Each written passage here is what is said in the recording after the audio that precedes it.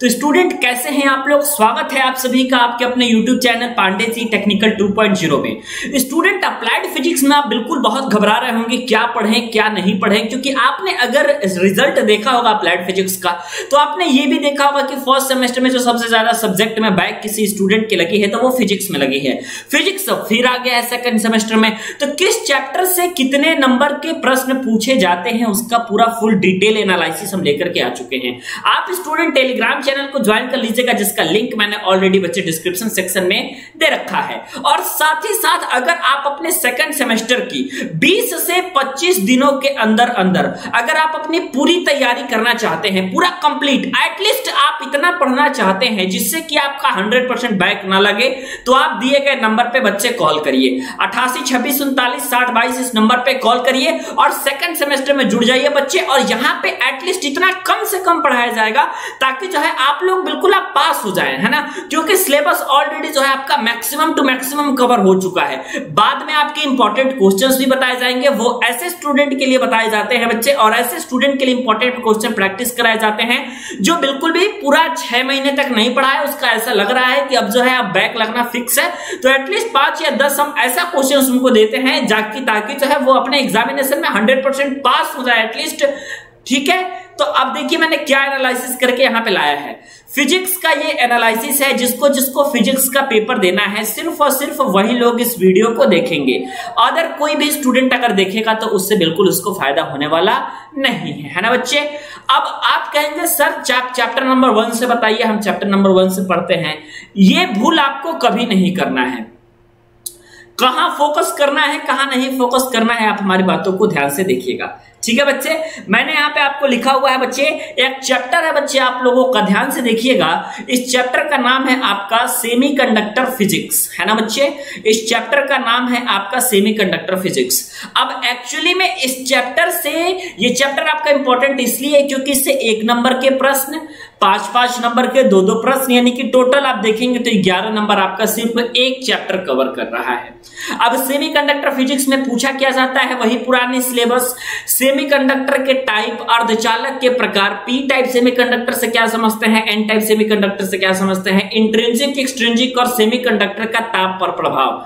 मतलब कि अगर आप देखेंगे बच्चे ना तो सेमीकंडक्टर फिजिक्स से इतना ज्यादा प्रश्न मैंने कभी नहीं देखा था। देखिए मैं कहां से प्रश्न आते हैं मैं आपको बता दे रहा हूं। सबसे पहला तो एक आपका डायोड से आपका एक प्रश्न वहां से फिक्स कर देंगे ये लोग। उसके बाद आपकी जो ट्रांजिस्टर की बायसिंग होती है, पिछली बार तो ऐसा हुआ था कि फिजिक्स के अगर आप पेपर देखते हैं तो जैसे लगता है ये एनालॉग का पेपर है, क्योंकि ट्रांजिस्टर से न्यूमेरिकल इन लोगों ने दे दिया था। तो ट्रांजिस्टर के कंप्लीट पोर्शन को, डायोड के पूरे कंप्लीट पोर्शन को आपको पढ़ के एटलीस्ट रखना है। एटलीस्ट जितना जरूर पढ़ना है पूरा डायोड, जैसे कि रेक्टिफिकेशन में कैसे यूज होता है, ट्रांजिस्टर का हम कैसे इस्तेमाल करते हैं, 11 नंबर 100% फिक्स है बच्चे।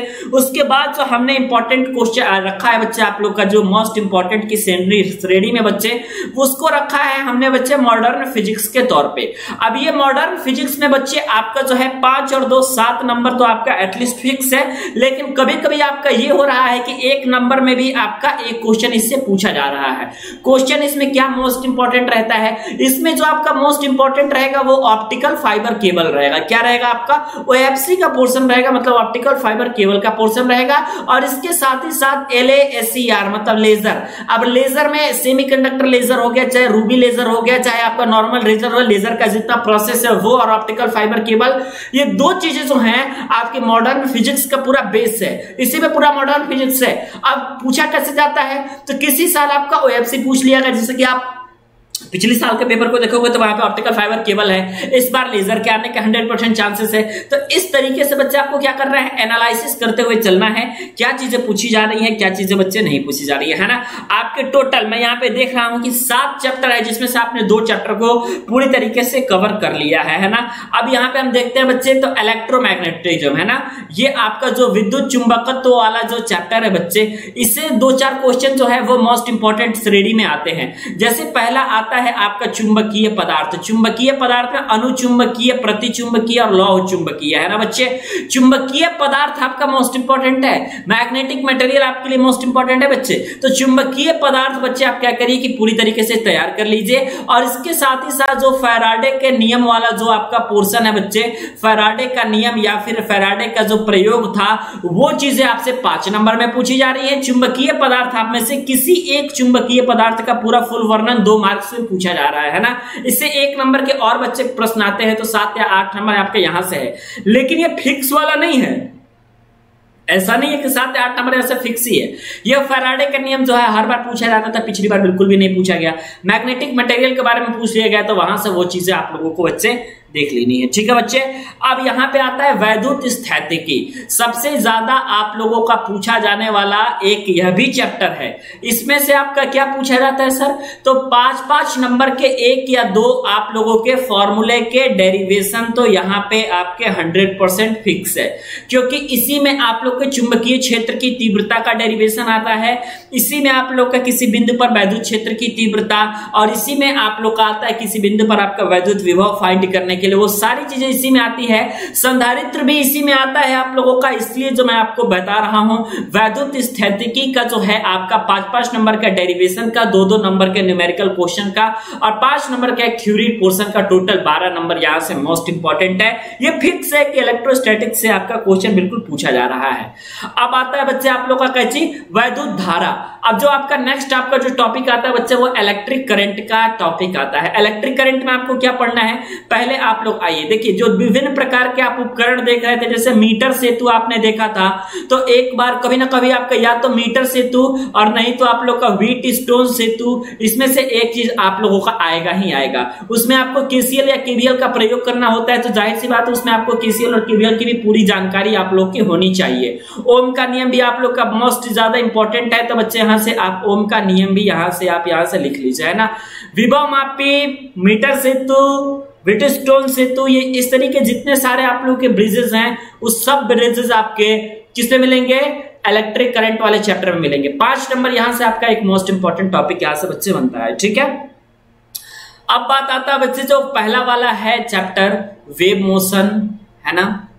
उसके बाद आपका जो पहला चैप्टर, उसके बाद वाला जो चैप्टर है बच्चे लाइट।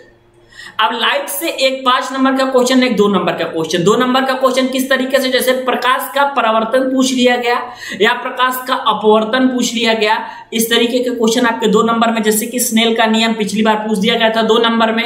और जो बड़े बड़े टॉपिक है वो एक आपका 5 नंबर में पूछा जाता है, जैसे कि प्रकाश के ध्रुवण से आप क्या समझते हैं, प्रकाश के व्यतिकरण से आप क्या समझते हैं, ये पूरा डिटेल आपको लिखना है, तब आपको 5 नंबर मिलेगा। तो 8 या 9 नंबर, एक नंबर के जो प्रश्न है जो 10 आपके पूछे जाते हैं, वो आपके सारे चैप्टर को कवर कर ले रहे हैं, है ना बच्चे। तो इसलिए आप ये ना समझिएगा कि एक नंबर के जो प्रश्न है वो कुछ एक सिलेक्टेड टॉपिक से ही आएंगे, वो सब चैप्टर से एक करके आपका 10 प्रश्न आपका कर लिया जाएगा, या 7 प्रश्न यहाँ पर जो भी आपका होता है वो आपका कर लिया जाएगा, है ना बच्चे। लाइट का आपका ये आपका नियम रहा। वेव मोशन में आप लोगों ने कुछ देखा, कुछ पोर्शन में आप लोग का सिंपल हार्मोनिक मोशन भी है, जिसमें आवर्तकाल का सूत्र स्थापित करना 5 नंबर का मोस्ट इंपॉर्टेंट। वेव मोशन से आप क्या समझते हैं, तरंगों के प्रकार के बारे में बताइए। और जो तरंग का समीकरण है ना बच्चे, यहां से देखिएगा, जो समीकरण होता है आपका, जो इक्वेशन होता है वेव का, वो चीजें आप लोगों से वहां पूछी जाती है 5 नंबर में। और तरंग से संबंधित परिभाषाएं भी कभी कभी आप लोग का बच्चे 5 नंबर में पूछा जाता है ना। तो एटलीस्ट आपको इतनी चीजों को बिल्कुल तैयार होकर के चलना है। लेकिन अगर आप लोग का बिल्कुल अच्छे से तैयारी नहीं हो पा रही है बच्चे, तो आप दिए गए नंबर, जो मैं नंबर यहां पे लिख रहा हूं 88 26 39 60 22, इस नंबर पे आप लोग कॉल करिए और सेकंड सेमेस्टर के क्रैश कोर्स में जुड़ जाइए, जहां आप लोग की बिल्कुल शानदार तैयारी हो रही है ऑलरेडी।